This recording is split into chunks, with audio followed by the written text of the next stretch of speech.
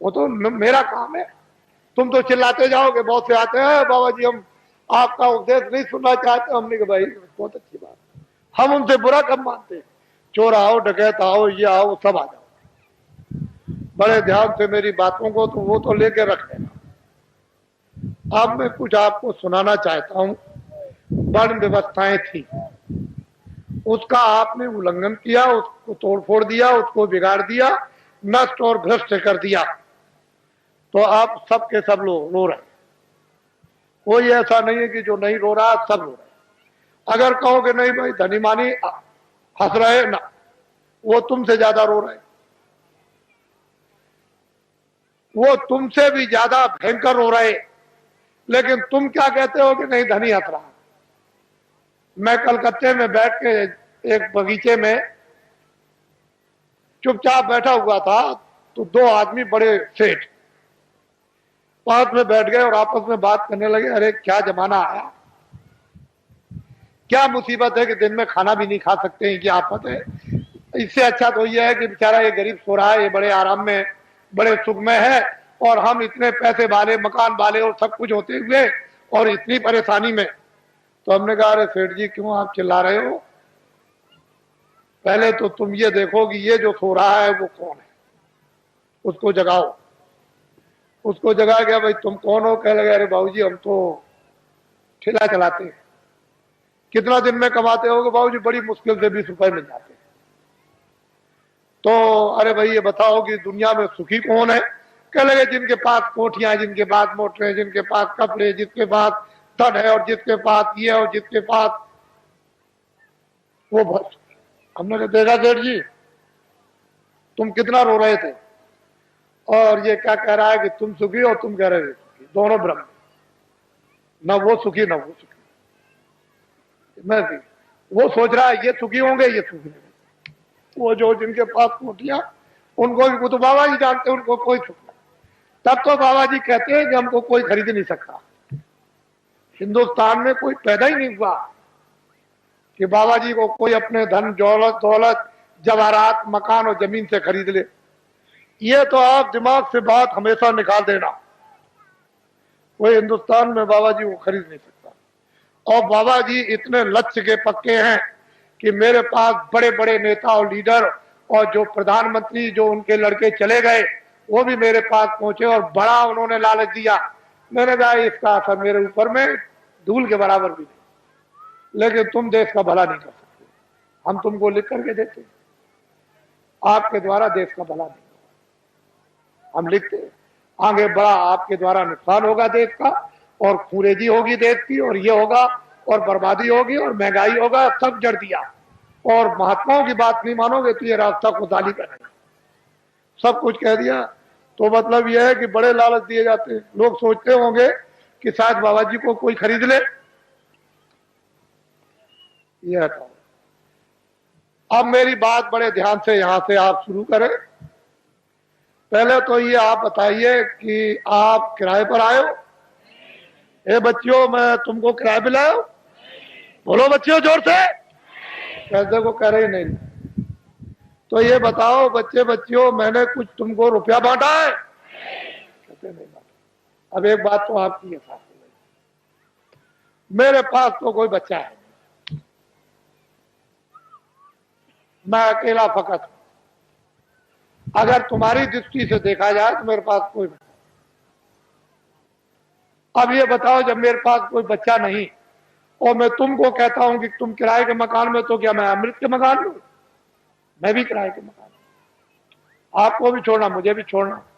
तो जब मेरे पास बच्चा नहीं तो मोह किसका, लोभ किसका, झूठ किसका, वादा खिलाफी किसके लिए, चोरी किसके लिए, संग्रह किसके लिए?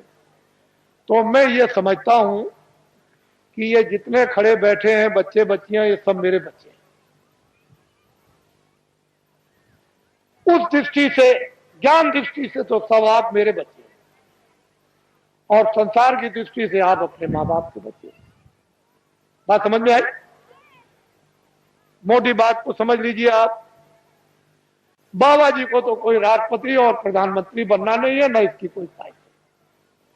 अब समझ लो अच्छी तरह से आप। कहीं आप सोचने लगो कि नहीं बाबा जी को कोई ख्वाहिश हो अरे हमको राष्ट्रपति की और प्रधानमंत्री की भाई, हमारे पास तो जनता, इतनी जनता रहती है, और क्या है, जो झूठ बोला जाता, धोखा दिया जाता, बेईमानी की जाती, चोरी की जाती है, लोगों को सताया जाता, लोगों का धन इकट्ठा किया जाता, वो तो सब ये सब ये तो ये भी आपको पता चल गया कि बाबा जी न प्रधानमंत्री बनते, न बनेंगे, न ख्वाहिश है, न इच्छा, न राय। अब ये बातें बिल्कुल आपके सामने साफ हो गई। अब दूसरी बात तो अब कुछ नहीं, अब ये उत्तर प्रदेश में जो ये कहा गया है, अखबारों और रेडियो पर बड़ा जोरदार भाषण जो सीना दिया गया है, तो लोगों ने सोचा होगा कि अरे भाई बहुत अच्छा है, देश में बड़ी तकलीफ, सूखा और अकाल की आ गई, और बड़े लोग जो हमारे नेता और लीडर है बड़ा ध्यान रखते हैं, बड़ा ख्याल। असल में जब सत्याग्रह चल रहा था तो इन्हीं नेताओं और लीडरों को लोग क्या कहते थे, देवता है, देवता। अरे हिंदुस्तान के लोगों, जब देश में 30 साल सत्याग्रह चल रहा था, उस समय पर कहा गया था कि अपने देश का कपड़ा तुम कपास पैदा करो खेतों में, और उसका मोटा दरी के बराबर सूत बुनो, और उसका तुम कुर्ता बनो और पैजामा या धोती, और वो उसका नाम है खद्दड़, उसको तुम पहनो तो देश आजाद हो जाए। हमने 30 साल ये सुना, क्षमा कीजिएगा, माफ कीजिएगा, ये सब स्पीचें पूरी 30 साल सुनी और अंग्रेजों का राज होश में देखा। उनके कर्मचारी अधिकारी, और उनके अगर कहीं कोई घटना हो जाए, कहीं पर कत्ल की घटना हो जाए, तो सारे जिले के अधिकारी टूट पड़े, मजाल है। लेकिन क्या, 6 पैसे तोला चांदी मेरे सामने, शुद्ध प्योर, कहीं मिलावट का नाम निशान नहीं, 12 रुपए तोला सोना मेरे सामने बिकता है। 6 पैसे मजदूर को मजदूरी मिलती थी, और बेईमानी का नाम नहीं था, और पूरा गुजारा होता था मेरे सामने। 1 रुपए का 60 किलो चावल, 60 किलो गुड़ और 60 किलो चना बाजार में बिकता था, देहातों में तो छोड़ दीजिए। और सब लोग, ये इनकी व्यवस्थाएं बनाई हुई थी कि 1 इंच भी जमीन किसी के पास नहीं है तो बड़ई तुम चले आओ खेत में, एक बोझा बांध लो, लोहार बांध लो, धोबी बांध लो, ब्राह्मण बांध लो, जिसके पास जमीन नहीं खेत में आ जाओ, 1 गट्ठा बांध के, और 100 घर गांव में हुए तो 100 गट्ठे उसके 1 फसल पर हो गए। 2 फसलें होती थी 6 महीने के बाद।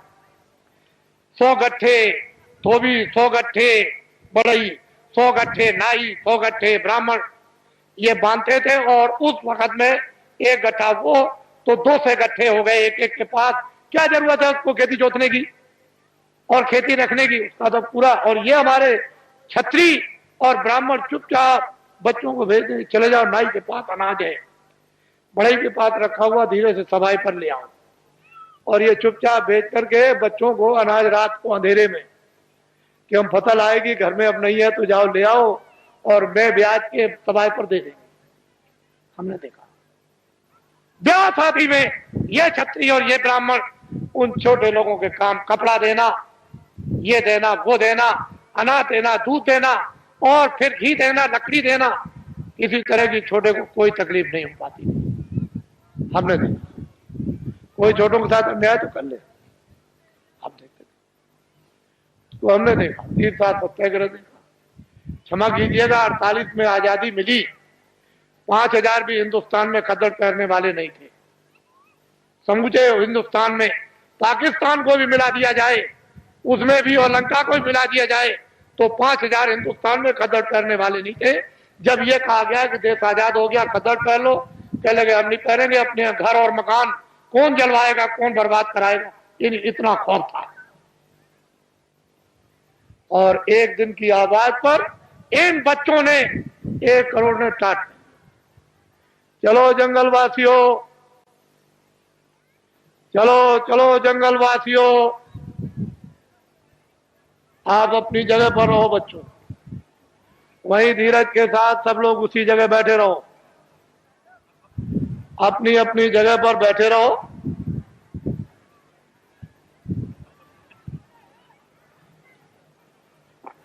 सब लोग बैठे रहो और अपनी आंखों से काम लो, कानों से काम लो, बुद्धि से काम लो। जल्दी चलो जंगलवासियों, एक दफे सबके सब भगवान को के नाम को बोलो जोर से, जय गुरुदेव। बैठ रहो बच्चियों, बच्चियों बैठ जाओ,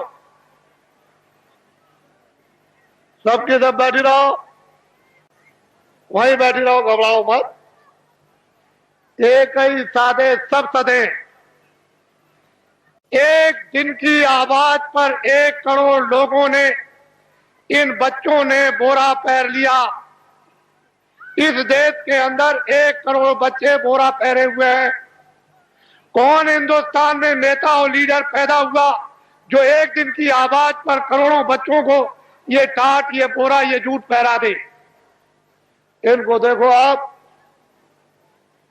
पहले इतनों को देख लो, अभी तो आप आगे बहुत कुछ देखना है। इनको देखो, ये आपके सामने आ रहे हैं, बदन पर बोरा तो नहीं पहरे। मर्यादा के लिए एक लंगोटी तो जरूर है, लेकिन इनको देखो आप।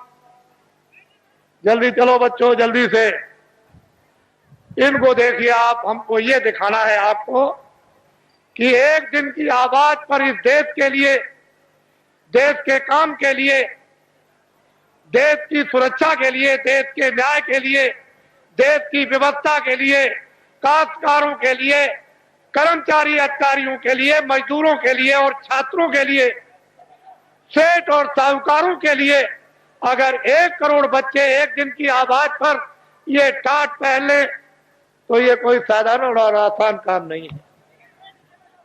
तुमने इतनी बड़ी बड़ी ताकत लगा दी और 5,000 को भी तुमने खतर और टोपी पैजामा धोती नहीं पहरा पाया, और 1 करोड़ बच्चे टाट पहरे देश में घूम रहे हैं। पहले तो लोगों ने सोचा था कि बाबा जी मजाक कर रहे होंगे।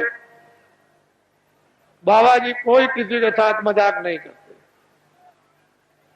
इनको देखो अपनी आंखों से, बच्चे और बच्चियों बैठे रहो, वहीं से सब कुछ दिखाई देगा। क्यों घबराते हो? सब दृश्य दिखाई देगा, पूरा का पूरा। तो रात अंधेरे में तो हो नहीं रहा, ये तो आपकी आंखों के सामने रोशनी में हो रहा। बड़े ध्यान से आप इनको देखें और हमारी बातों को चुपचाप शांति से सुने। कोई बोलेगा नहीं बैठाने वाला, अपनी अपनी आवाज को बंद रखो। इनको देख लीजिए आप, फिर इस बात को बड़े ध्यान से सुने कि दिल्ली की लोकसभा में 1 साल का खर्चा, जो एमपी जो दिल्ली में उस पार्लियामेंट लोकसभा में बैठते हैं, साल भर का लोकसभा का केवल खर्चा 35 अरब का। कितने अरब का? जोर से बोलो। 35 अरब का। इस भारत की आबादी यानी भारत की जनसंख्या 2 अरब की। कितने अरब की? जोर से बोलो, कितने अरब की?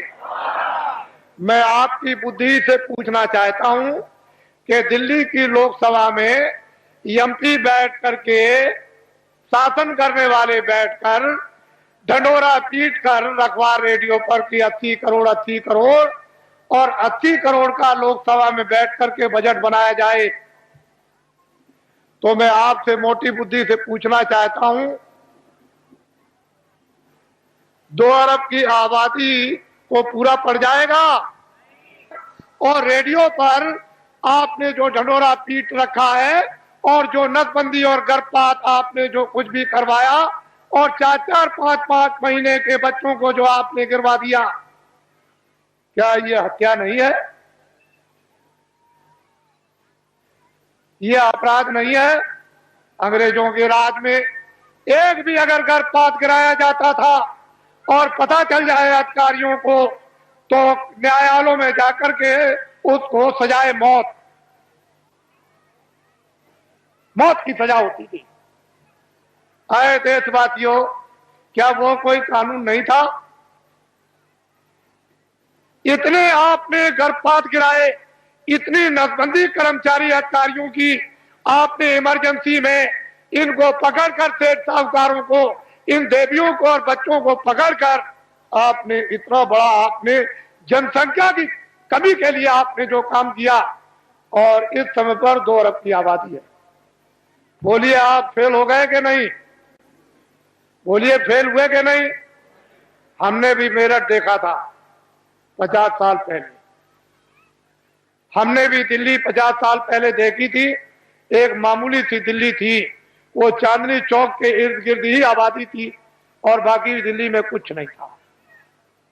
हमने अपने आंखों से देखा था। आज उस दिल्ली को देखिए तो एक जो दिल्ली से 30-40 किलो की मील की दूरी पर गांव भी होगा, वो भी शहर बच गया। हमने देखा। आपने सबसे पहले आपने प्रजातंत्र में ये शासन करने वालों ने अपराध किया है कि इस जनता प्रजातंत्र जनता के सामने आपने जनता की चोरी की, और ये अभी तक आपने नहीं बताया कि भारत की आबादी इतनी है। बोलिए अपराध है कि नहीं? बोलिए है अपराध। ये सबसे बड़ा अपराध भारतीय संविधान ये कहता है, बड़ा भारी अपराध है। जनता की प्रजातंत्र में चोरी नहीं करनी चाहिए, और आपने क्यों चोरी करके रखा इसको मैं बताना नहीं चाहता।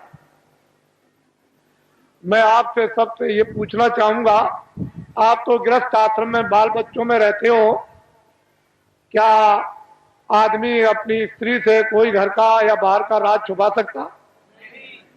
कोई आपका गोपनीय भेद आपका यानी स्त्री से आप छुपा लेंगे? तो जब घर का और बाहर का कोई भेद स्त्री से नहीं छुप सकता है, तो क्या कोई फरिश्ते ऊपर से उतर आए? मान लो अगर कोई विदेशी देश का आदमी विदेशी देवी से, औरत से शादी करे, तो शायद हो सकता है कि वो बहुत बड़ा हो गया है, वो अपनी स्त्री से अपना राज छुपा लेगा? नहीं छुपाएगा। तो ये बताओ कि देश का आदमी विदेशी औरत से शादी चलते फिरते में करे, मंदिर भी ना हो और मस्जिद भी ना हो और मुल्ला भी ना हो और पंडित भी ना हो और दरिया का किनारा भी ना हो और कोई मंदिर और मठ भी ना हो, गिरजाघर भी ना हो, और चलते में अगर शादी कर ले तो उसको राजा बना दोगे? तो आपने ये सबसे बड़ी गलती क्यों की? भारत के प्रधानमंत्री ने विदेशी स्त्री से शादी की है और आपने ये अपराध क्यों किया कि उसको राजा बनाया? क्यों आपने ये अपराध कर डाला, ये बताइए। ये देश के लिए, जनता के लिए, ये अपने गौरव के लिए, अपनी जाति समाज के लिए ये क्या छोटा अपराध है? अब ये बताइए, जब आपने प्रधानमंत्री राजा बना दिया तो कोई गोपनीय अपनी स्त्री से राज छुपा सकता है? तो ये सिद्ध और साबित हो गया कि मंत्रालय का, फौज का और उनका, और जो योजना बनाते हैं, जो कमजोरियां हैं इस प्रजा की, इस जनता की, इस देश की, इस हथियारों की, उड़ने वाले हो, मारने वाले हो, जो कुछ भी फैक्ट्रियों का उत्पादन हो या संग्रह हो, वो सब विदेश में चला गया। मैं एक बात और आपको ये बताना चाहता हूं, उस समय पर ये राष्ट्रपति जो आए तब तो नहीं थे, लेकिन हमारे सरदार राष्ट्रपति थे जो रिटायर हो गए। उस समय पर यानी भारत की टकसाल करेंसी विदेशों में छपने के लिए दे दी गई। टकसाल और करेंसी विदेशों में छपने के लिए दे दी गई। भारत का संविधान और भारत की नीति, आप एमएलए और एमपी और मतलब यह है कि जो भी संसद सदस्य हों वो राष्ट्रपति से शपथ ग्रहण करते हैं कि हम अपने भारत का, भारत की जनता का, भारत के विकास का और फौज का और फौज के सामान का हम कोई भी प्रतिज्ञा करते हैं गोपनीय भेद किसी विदेशी को नहीं बताएंगे और अपनी करेंसी किसी विदेश में नहीं छपवाएंगे। फिर राष्ट्रपति न्यायाधीश, जो मुख्य न्यायाधीश दिल्ली में रहते हैं सुप्रीम कोर्ट में, उनसे शपथ लेते हैं कि हम कोई भारत की जनता के खिलाफ यानी गोपनीय ऐसा राज ओपन नहीं करेंगे जिससे हमारे देश का और भारत की जनता का नुकसान हो जाए। और अगर आप ये गोपनीय राज भारत और भारत की जनता का फौज और फौज के सामान का अगर आपने ओपन कर दिया तो संविधान का अपराध आप लोगों को लग गया। वो करेंसी टकसाल विदेशों में छपने लगी। मैं ये बताना चाहता हूं कि जो टकसाल जो करेंसी विदेशों में रुपया छप रहा और छपवाया जा रहा और बताया जा रहा, क्या उस पर राष्ट्रपति के कोई हस्ताक्षर हुए? आपको यह बताया गया राष्ट्रपति द्वारा कि हस्ताक्षर हो गए राष्ट्रपति के विदेश में भारत की करेंसी इस देश को चलाने के उत्पादन के लिए और खुद और समृद्धि के विकास के लिए बाहर छपाई जाएगी। कोई राष्ट्रपति और उपराष्ट्रपति का कोई दस्तखत हुआ? आपने कभी सुना? तो आप क्या छत्री हो? क्या हो आप? कौन सी मूछ लगाई आपने? कौन से बाल लगाए? और फिर क्या तुम छत्री हो? क्या रखते हो बुद्धि? और क्या तुम वीरता रखे हो? तुम्हारे पास में क्या ज्ञान है? ये तो भारतीय संविधान कहता है। इतना बड़ा राज इस भारत की जनता के साथ, विकास के साथ और देश के कानून के साथ ये पूरा जो इसका खिलवाड़ किया गया, ये क्षमा योग नहीं है। मैं कुछ नहीं कहना चाहता। आपकी तकलीफ जो इस मंच पर पटकते हो, दर्दों को, उसकी वजह से मुझको ये सब आपके सामने आना पड़ा।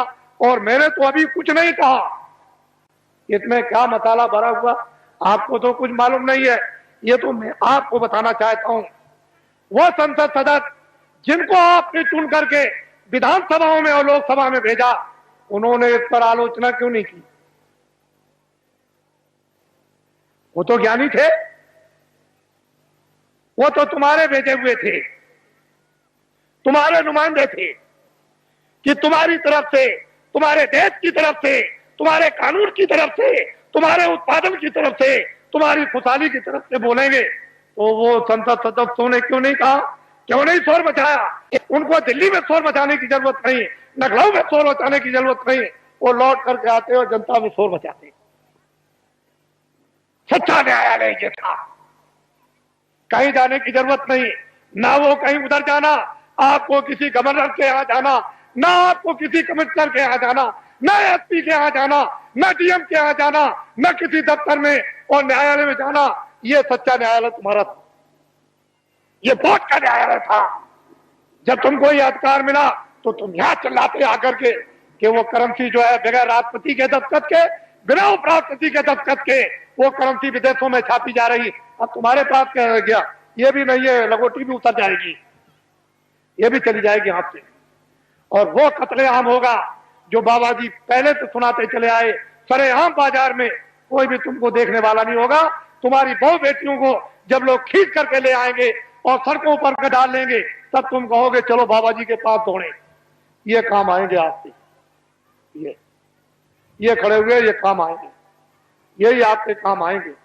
इसको देश वीरों का देश है, क्षत्रियों का देश है, विद्वानों का देश है, ब्राह्मणों का देश है, सत्कर्मियों का देश है, त्यागियों का देश है। आप इसको अनाचारियों का देश बना डाला। इसलिए आप इससे कहो, गांव-गांव में आपको जरूरत नहीं है, ना आपको दिल्ली में किसी तरह के सत्याग्रह की, कोई आंदोलन की और फेरियों की जरूरत नहीं है, ना दफ्तरों में आप जाते हो। वहां ये बेचारे हमारे जो इंस्पेक्टर है यहाँ, ये कोई जा रहा दिल्ली, कोई लखनऊ जा रहा, क्यों जा रहा? कि वहां रैली निकलेगी, सत्याग्रह होगा। आज इसका सत्याग्रह, कल उसका सत्याग्रह। आप उस मजिस्ट्रेट का, उस डीएम का, उस बेचारे जो रक्षा करते हैं उनका समय तो वहां चला गया। तब तक यहाँ डकैती हो गई, तब तक यहाँ कत्ल हो गया। तुम चिल्लाए दरोगा जी, तुम चिल्लाए एसपी साहब, ये तुमने क्या कर दिया? और वो बेचारे चले गए वहां उनको बचाने के लिए। अरे ये क्यों करते? कहीं जाने की जरूरत अब नहीं। बात अब एक काम करो, लाओ इधर पकड़ाओ।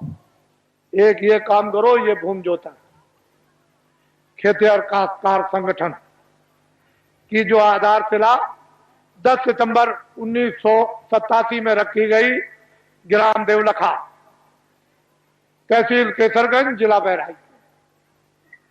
लोगों को मालूम नहीं था, वो तो मजाक समझते थे कि बाबा जी मजाक कर रहे, आधारशिला कितने आदमियों के बीच में, ये तो आपको कोई इतने आदमी इकट्ठे नहीं कर सकता। उनको तो ये पता नहीं था कि बाबा जी इतनी जल्दी जल्दी काम करेंगे। तब तक फौरन घोषणा हो गई, 5, 6, 7 को फौरन चलो हरदोई, और काम का आप भूम जोता खेतिहर का कंडे, हमको शक्ति दो, हमको ज्ञान दो, हमको बल दो। देखो आप, फिर देखिए आप, इस झंडे को ले लो। इस झंडे को लेने के बाद किसी की रैली में नहीं, बाबा जी की अपील है, किसी के सत्याग्रह में नहीं, कोई धरना नहीं देना, किसी मजिस्ट्रेट को या किसी एसपी को, किसी कमिश्नर को और किसी डीएम को या किसी अधिकारी कर्मचारी को वहां जाकर के उसका घेराव नहीं करना। इस झंडे को ले लो। अगर आप लोगों ने अपना झंडा जो ले लिया, जो आपका झंडा मैं पकड़े हुए हूं, मेरा झंडा तो ये बाद में बनेगा, अभी तो आपका झंडा है। अगर मैं इस झंडे को ले लेता तो आप कहते बाबा जी मेरा झंडा तो है नहीं, तो आपका झंडा, ये आपका झंडा मेरा नहीं, मैं तो इस झंडे को लिया। ये देखो वो, मैं तो वो काम कर रहा था, और वो झंडा टाट वालों का दूरदर्शी का, वो अलग है, और क्या वो आपका उधर फैल रहा। इस झंडे को ले लो और ये ऐलान कर दो गांव गांव में कि भूम जोता खेतिहर काश्तकार ये अपना अपना झंडा लेकर और फौरन सभाएं करें, और जल्दी से जल्दी, और देर करने की जरूरत नहीं है, वो अपनी अपनी तकलीफें गांव में सब बताएं इन टाट वालों को। जो भी आपको पर्चे मिल जाए प्रस्ताव के, उसमें ट्रैक्टर का कर्जा, ट्यूबवेल का कर्जा, नाली का कर्जा, कुएं का कर्जा, इंजन का कर्जा, मेड़ का कर्जा, भैंस का कर्जा, बैल का, घोड़े का, गधे का, बकरी का, सुअर का, और हलों का, और यंत्रों का, और खाद और गैबर गोश्त का, और खादों का, और बीजों का, जितना भी कर्जा 40 सालों का सरकारी रदा तुम दे सकते हो कि नहीं दे सकते हो, वो झंडे लेकर के तुम बखात करो और अपनी चीज को पटको जल्दी से, और ये कहो कि झंडे अब हम इस योग नहीं रह गए, हम में ये समर्थता नहीं रह गई, अब हमारा 40 सालों का सरकारी जितना भी कर्जा है वो मैं ब्याज के माफ हो जाना चाहिए। बस आप अपनी आवाज को बाहर निकालो, वो सुन रहा है, वो सब कुछ करेगा। तुम क्यों घबराते हो, लेकिन आवाज नहीं निकालोगे तो कुछ नहीं हो सकता है। और जब तुमने झंडे लिए और गांव गांव में प्रस्ताव पास हुए और कमेटियां इन भूम जोता खेतिहर काश्तकारों की जब स्थापित होने लगी और अध्यक्ष और उपाध्यक्ष जैसे ही गांव गांव में बनने लगे, अगर वो नेता लीडर जो सड़क छापते, जो रास्ते में पकड़कर फौरन उसी दिन पकड़ करके और फौरन कुर्ता टोपी पहनाकर और डिक्लेयर रेडियो अखबारों को कर दिया, मोहर लगा दी कि ये नेता हमारी पार्टी का है, वो सड़क अपने पास, उसको कह दिया, बस कह दिया कि इसको तुम अपना मतदान, अपना वोट हिंदू मुसलमान और सिख ईसाई दे दो। उस बेचारे को ये भी धोना नहीं आता था, ये पीछे तो धोना भी, टट्टी पेशाब भी नहीं आती थी, और सड़क छात्र नेता बन गया, दिल्ली में एमएलए और एमपी बन गया।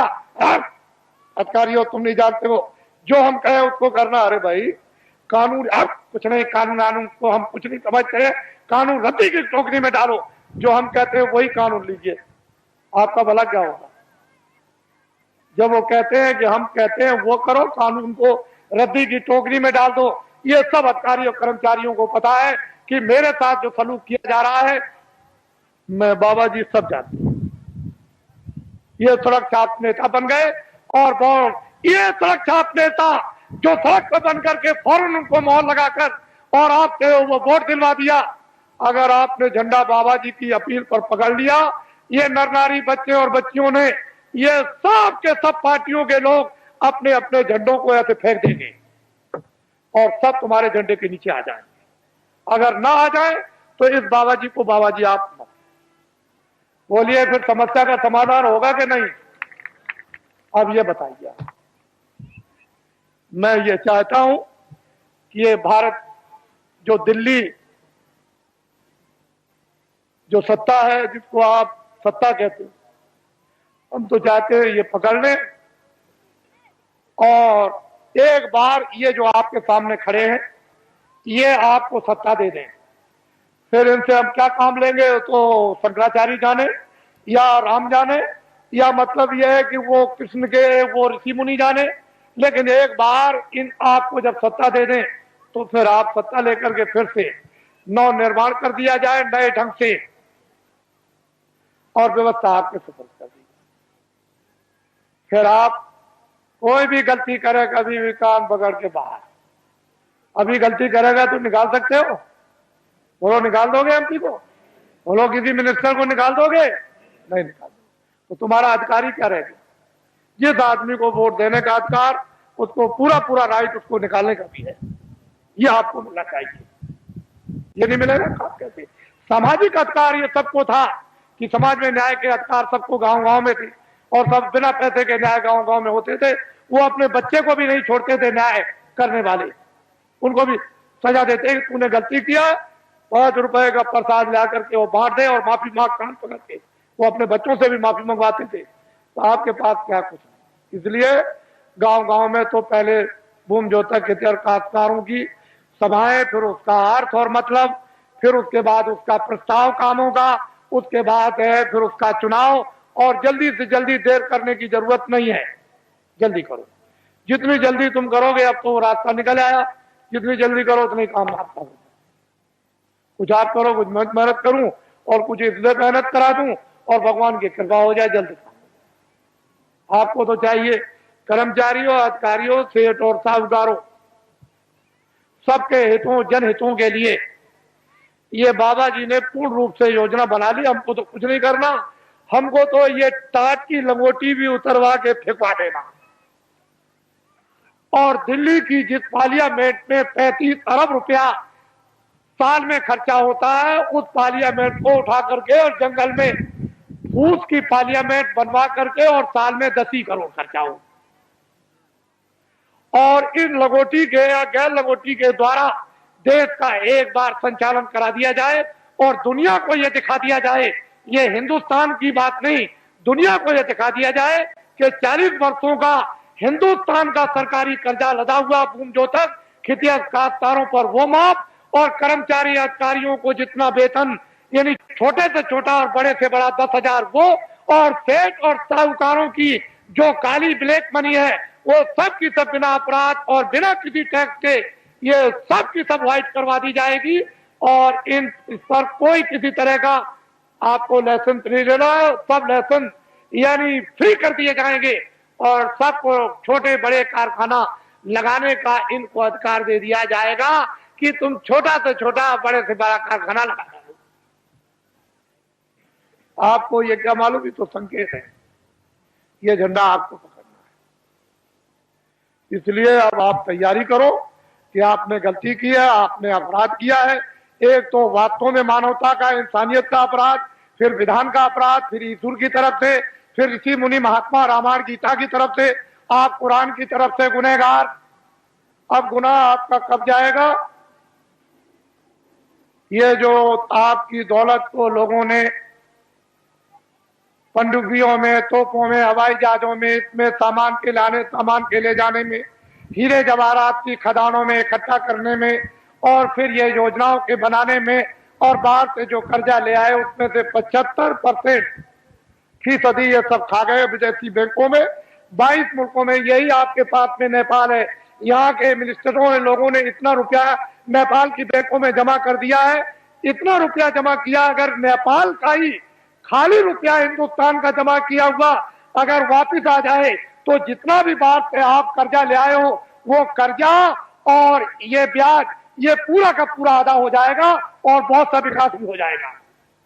इतना यहाँ नेपाल में रुपया आपका जमा, जो भारत की गरीब जनता का आपने जमा किया है, और ये सब कुछ पता चल गया है। इसकी सबकी इंक्वायरी कौन कराएगा? ये भूमि जोतक हितैषी काश्तकार ये कराएगा। हमने तो ये कह दिया है कि दफ्तरों का ऑडिट करवा दिया जाए तो 20-20 साल की सबको सजा होगी, लेकिन हमने अपने कर्मचारी अधिकारियों को पूर्ण रूप से जनता के सामने बता करके निकाल दिया कि ये कोई भी मतलब ये भ्रष्ट नहीं है, इनमें से कोई भी भ्रष्ट नहीं है, न कर्मचारी, न अधिकारी, न छोटे न बड़े, न पुलिस के और न पुलिस के अधिकारी, न इनकम टैक्स, न सेल टैक्स, और हमारे सेठ साहूकार भी नहीं है और छात्र भी नहीं है और हमारे काश्तकार भी भ्रष्ट नहीं। ये व्यवस्था भ्रष्ट है, इसलिए हमने अधिकारियों कर्मचारियों को निकाल दिया और जनता से अनुरोध किया है कि कभी भी ये मत सोचना कि अगर कभी तुम कहो कि ऑडिट कर दिया जाए तो देखें कौन, तो ये गुनहगार और ये अपराधी नहीं है, ये बिल्कुल आपके सामने छोड़ दिए गए। अब ये कौन आएगा गलत में, जहां से संचालन होता है, ये तो उनके ऊपर आकर के पड़ेगा कि आपने कर्मचारी अधिकारियों को काम क्यों नहीं करने दिया, तो कहीं ना कहीं तो बात फंसेगी आकर, लेकिन ये बिल्कुल निकल जाएंगे। हमने पूरी जनता को बता दिया और बराबर बताते रहेंगे, हमारा कोई भी कर्मचारी अधिकारी भ्रष्ट नहीं है और कोई भी भारतीय संविधान में कानून में नहीं आता, क्योंकि अगर मंत्री गलती कराएंगे तो ये बेचारे रोजी रोटी अपनी कमाते हैं बाल बच्चों के लिए, इनका जरा भी दोष नहीं है, दोष उनका है जो करवा रहे हैं।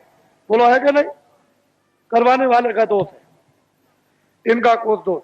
अगर इनके पास जमीन होती और जागीर होती तो इनसे कह देता कि नौकरी छोड़ दो, लेकिन अब जमीन और जागीर नहीं है तो मैं कह भी नहीं सकता, फिर नहीं कह सकता, इसलिए कोई दोषी नहीं है। आप इस पर गंभीरता से आप विचार करो। अब आइए एक आपको पहले एक कहानी सुना दे। एक राजा का राज था, राजा के राज में प्रजा बड़ी सुखी थी। अपनी जगह बैठे रहो बच्चियों, राजा अभी बैठे रहो देर लगेगी, अभी बैठे रहो देर लगेगी। राजा के राज में प्रजा, अभी सब चीजें देखो, अभी देर है। राजा के राज में प्रजा बड़ी दुखी थी, सुखी थी, हर तरह से संपन्न थी, न्याय से, खुशहाली से, समृद्धि से, सोने से, चांदी से, कपड़ों से, अन्न से, व्यवहार से, उठने से, बैठने से, सेवा से, मोहब्बत प्यार से, सबसे सुखी थी। 2 बच्चे थे, राजा ने अपने बच्चों को महात्माओं के आश्रम में पढ़ने के लिए भेज दिया। अकस्मात कोई सहयोग की बात, अकस्मात राजा का देहांत, प्रजा बहुत रोई, मेरा धर्मात्मा, मेरा बड़ा पुण्यात्मा, मेरा राजा बड़ा अच्छा राजा हमारा चला गया, अब हमारी देखभाल कौन करेगा। तो लड़कों को बुलवाया विद्वानों ने कि भाई बिना राज के राज तो ठीक नहीं है, तो इसलिए काम करो कि अब भाई ये तो स्थान ग्रहण कर लो। तो जो बड़ा बच्चा था उसको बैठाया कि अब तुम राजा बन जाओ, ये तुम्हारी प्रजा और तुम राजा हो जाओ। राज तिलक कर दिया, गद्दी पर बैठा दिया और सुना दिया प्रजा को ये राजा हो गया और तुम्हारी अब देखभाल करेगा। उस बेचारे को अनुभव तो कुछ था नहीं पूरा, क्योंकि अब महात्माओं के आश्रम में जब गए थे तो पढ़ा तो नहीं। बस थोड़े दिनों के बाद प्रजा दुखी रहने लगी, प्रजा में गड़बड़ी होने लगी, प्रजा रोने और चिल्लाने लगी। राजा बहुत कुछ सोचे कि मैं क्या करूं, मैं बहुत उपाय करता हूं लेकिन प्रजा को कोई सुख नहीं मिल रहा। तो होते होते प्रजा चिल्ला पड़ी, राजा खराब है, राजा खराब है, राजा खराब है। किसी ने कहा कि अरे भाई आपकी सारी प्रजा कह रही राजा खराब, एक महात्मा जी पहाड़िया पर रहते हैं तो तुम चले जाओ और जाकर के उनसे प्रार्थना करो कि हमारे राज पर संकट आ गया, तो इस संकट को किसी तरह से कृपा करके दूर कर दीजिए। राजा गया, बेचारा गया पहाड़िया पर, देखा वहां महात्मा, उनको प्रणाम किया और कहा कि राजन तुम अब कैसे आए, इतनी देर तुमने कैसे की। चले महाराज मुझे तो मालूम था नहीं कि इस पहाड़िया पर कोई महात्मा रहते हैं कि तुम्हारे राज में, तुमको ये नहीं मालूम कि महात्मा रहते कि नहीं रहते, फिर तुम्हारा राज कैसा। चले महाराज बड़ा संकट आया है, कृपा कर दीजिए हमारा संकट प्रजा का चला जाए। और सारी प्रजा रो रही तो उन्होंने कहा अच्छा एक काम करो, किताबों में लिखा हुआ है कि प्रजा पर, परिवार पर, शरीर पर कोई संकट अगर आ जाए, चाहे राजा हो, तो भगवान नाम का जाप करा ले तो ये तकलीफ दूर हो जाएगी। जाओ अपने राज में बड़े बड़े विद्वानों की खोज करो और खोज करके महल में बैठा करके भगवान नाम का जाप करा लो, तो तुम्हारा और प्रजा का संकट कम भी हो जाए, हो सकता दूर भी हो जाए। राजा उधर से आए, अधिकारियों को दे दिया कि जाओ तुम चले जाओ विद्वानों की खोज करो। एक विद्वान मंदिर में जल चढ़ा रहे थे शिव जी के, जब बाहर निकल के आए तो देखा चंदन लगा, आप कौन है? कह लगे मैं तो ब्राह्मण हूँ। कह लगे बस आप ही की तो तलाश के लिए मैं आया था, और चलिए चलिए राजा ने आपको याद किया है, जल्दी चलिए आप, आपको और कुछ नहीं करना, राज पर संकट आ गया, भगवान नाम का जाप कर दो, आपको दक्षिणा मिलेगी। जब वो गए तो सब सामग्री देकर के जाप करने के लिए बैठाया, तो ब्राह्मण बोले, कह लगे भाई ठहर तो जाओ, जरा हमको सोच लेने दो कि हम शंकर की का जाप करें कि राम का जाप करें कि कृष्ण का जाप करें कि देवी का जाप करें कि गंगा जमुना का। कुछ देर तक वो सोचते रहे, जब उनकी समझ में कुछ नहीं आया तो धीरे से वो बोलने लगे कि क्या जाप करूं क्या न करूं, कौन सा जाप करूं कौन सा न करूं, किस नाम का जाप करूं किस नाम का न करूं। धीरे धीरे बोलने लगे कि क्या जाप करूं क्या न करूं, क्या जाप करूं क्या न करूं, क्या जाप करूं क्या न करूं, क्या जाप करूं क्या न कर जाप। ये भगवान नाम का जाप होने लगा। तब तक किसी ने कहा राजन एक विद्वान को और बैठा दीजिए तो राज का संकट जल्दी दूर हो जाएगा। तो अधिकारियों को भेज दिया, एक ब्राह्मण को और पकड़ लिया। कह लगे महाराज आपको दक्षिणा मिलेगी, आपको क्या करना, भगवान नाम का जाप करना, राज पर संकट आ गया वो दूर होना चाहिए। दूसरे ब्राह्मण आए, जब वो बैठ गए तो कहा महाराज अब जाप कीजिए। उनका भाई ठहर जाओ। उनसे जरा होशियार थे, उन्होंने सोचा कि भाई ये कितने दिनों से जाप कर रहे हैं, तो कई दिन उनको लग गए। ये किस नाम का जाप कर रहे हैं, तो वो धीरे धीरे कहते थे क्या जाप करूं क्या ना करूं, क्या जाप करूं क्या ना करूं। तो दूसरे विद्वान कहने लगे जो ये करे सो मैं करूं, जो ये करे सो मैं करूं, जो ये करे सो मैं करूं, जो ये करे सो मैं करूं, जो ये करे। तब तक किसी ने कहा कि राजन अगर एक विद्वान को और बुला करके बैठा दो तो राज संकट जल्दी दूर हो जाएगा। तो दौड़े अधिकारी दौड़ाया तो तीसरे ब्राह्मण को और पकड़ लाए। वो दोनों से होशियार, उनसे कहा महाराज आपको अच्छी दक्षिणा मिलेगी, भगवान नाम का हाथ जाप कर दीजिए। तो जब बैठ गए तो उन्होंने कहा भाई ठहर जाओ, मुझे सोचने दो, विचारने करने दो, जाप करने के लिए तुम्हें आए। उन्होंने सोचा कि पहले वाले विद्वान क्या जाप कर रहे हैं। तो पहला कहता है कि क्या जाप करूं क्या ना करूं, दूसरा कहता है जो ये जाप करे सो मैं करूं, तो तीसरा कहता है कि धांधली कब तक चलेगी, ये धांधली कब तक चलेगी, ये धांधली कब तक चलेगी, ये धांधली कब तक चलेगी। तब तक किसी ने कहा राजन तुम्हारे राज का सब नाश हो जाएगा। अरे तीन विद्वान जाप के लिए नहीं बैठाए जाते हैं, ये त्रिदोष हो जाएगा तो राज में संपात हो जाएगा। चौथे विद्वान को जल्दी खोजो और उसको ले आओ, तब राज संकट जाएगा।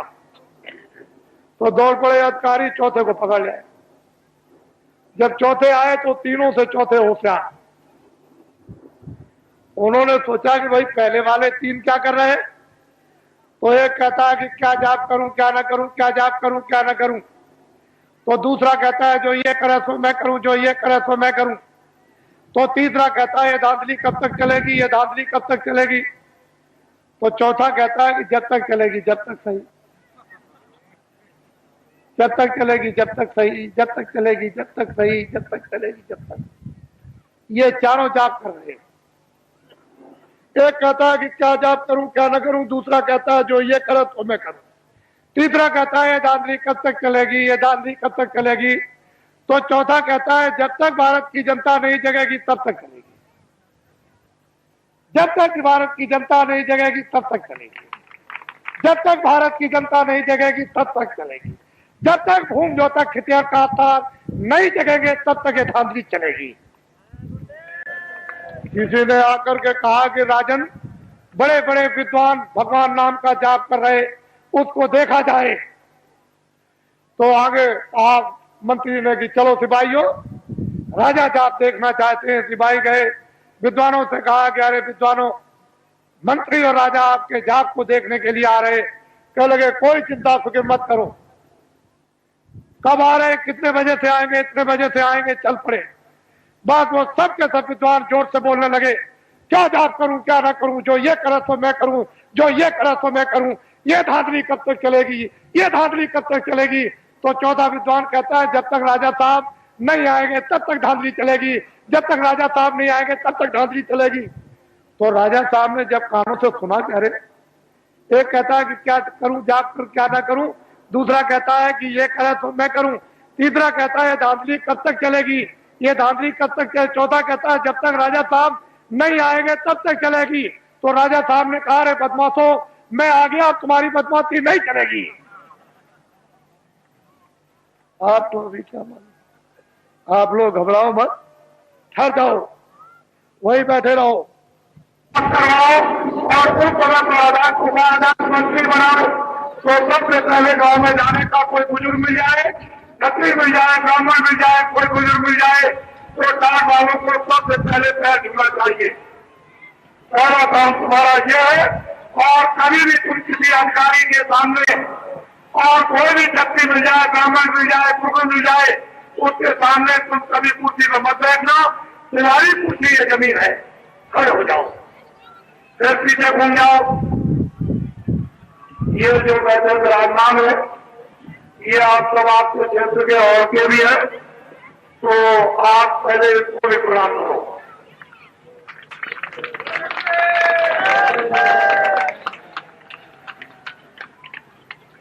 इनको देखिए आप, बाबा जी चाहते हैं कि जो व्यवस्थाएं, सब व्यवस्थाएं जो खत्म हो गई, ये बड़े बड़े लोग बैठे हैं सामने और पीछे, ये जमींदार थे, जागीरदार थे, ये कोई काम नहीं करते थे। इनका काम क्या था कि लोगों को न्याय देना, लोगों को न्याय दिलवाना, रक्षा करने और वक्त पर उनके काम आना।